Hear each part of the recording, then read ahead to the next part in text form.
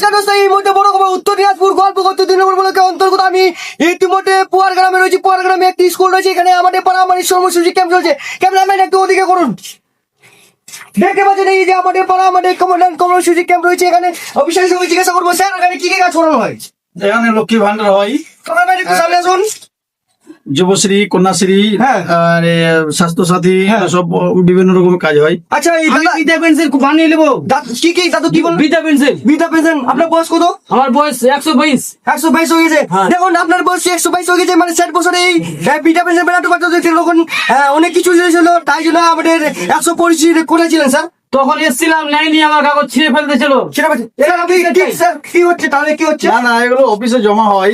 দেখুন দেখুন কত কত কত আমাদের পাড়া আমাদের কর্মসূচি ক্যাম্পে জমা হয় বলে বলেছেন। এত ক্যামেরাম্যান সামনে করুন। কি স্যার কি বললেন?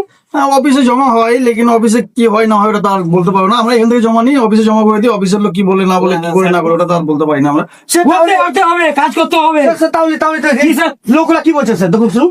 এখানে আছে খালি কলম লেখায় বসে থাকা হবে না গো, কাজ করতে হবে। দেখতে পাচ্ছেন এখানে অনেক কিছু